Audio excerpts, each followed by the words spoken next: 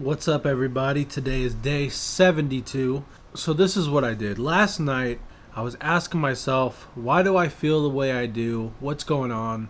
Okay, I was having an inner dialogue. Why do you feel this way? Why do you feel sad? What is causing you to feel this way? Why do you feel like you're losing some kind of control over your program? Things are not feeling as fluid as they did even about a week or two ago. So I say, you know what? Success leaves clues. Let me watch, because I don't watch the vlog. It's for me to look back on later and watch, And that's what I did. Last night I watched episode 1 through 10. And I was saying, okay, so what was the difference from episode 1 to 10 to episode 70? One sec, guys. I don't like this lens. I really don't. I'm about to throw it.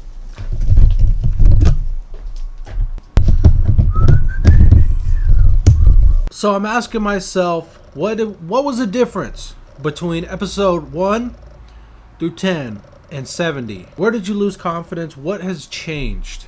And I realized that in the beginning, I was doing a lot of low impact activity. My mindset felt a little more sharp. I was going on walks. I was talking with people. I was conversing with people. I think a lot, and sometimes I overthink.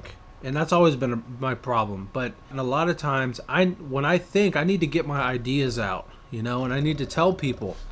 Because if I just keep them in, I start acting weird and I feel weird. And I realized the thing that stopped, when Mia more or less fell off the train and she started doing her own thing and was pretty much done with the program, I stopped having some kind of partner. You know what I mean? I stopped having a partner to rely on almost. That stopped. It was just myself. And then the cool part was my girlfriend came in and kind of filled the void for a month. She was here for 30 days. We did a bunch of fun stuff. She helped me film. We were very active together. And then, she left. Now, it's like myself. I don't have a partner per se that I can dump my feelings on or talk with all the time. So I feel like I understand kind of what I need.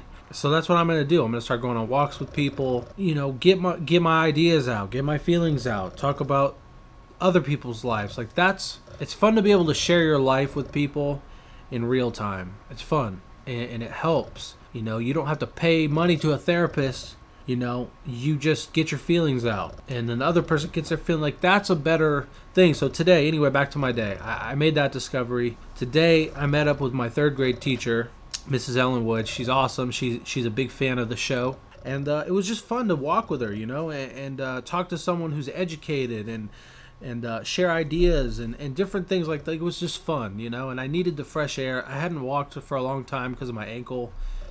And it was just fun to get out and walk. So I think I'm going to start walking a lot more. So to address my lower back issue, today I went to a company called Fightletics over in Concord, California. And this guy does sports rehab. And it was just amazing. I'm going to play a little clip for you about what he said, what was going on with my lower back. So this is what he said, and I thought it was very interesting. And here you go. First thing you want to check, and usually always check with low back pain, is hip tightness. Because if hip tightness is causing the pelvis to be displaced anywhere, it can shift a lot of things in the posterior alignment. First thing we checked was a lot of hip muscles, so as iliacus, rectus femoris from the quad, everything like that, and loosening up those muscles so we can get that pelvis back opened up. And then after we did that, flipped them over. What happens a lot when we up activity level is muscle wants to link tension, right? It wants to contract and lengthen, but sometimes the fascia won't let it. So you have fascia that surrounds all muscle bellies, and there's a thick, huge band of fascia in the low back called your thoracolumbar fascia. And basically what was happening was the thoracolumbar fascia was somewhat suffocating the low back area and causing certain muscles to work more than other muscles, probably through rotation and getting the spine erect and things like that. And then we went straight into working the deepest low back muscles called your quadratus lumborum, attaches to the pelvis, fifth through first lumbar vertebrae, and the two floating ribs. It works with the pelvis a lot, and then of course the lumbar spine. So then we went right into those two muscles, and then we started digging on those two muscles. But basically that's what we found. We're gonna see if we found relief after, but he should feel a lot of relief in opening up that pelvic area and everything. So yeah. To someone who's not educated, he was very confident in what he was talking about, and that's usually what I look for. in people is just confidence, you know? If you're the most confident person in the world and you tell me something, I'm in. I'm game, you know? I'm just trying to get my swagger back, guys, you know?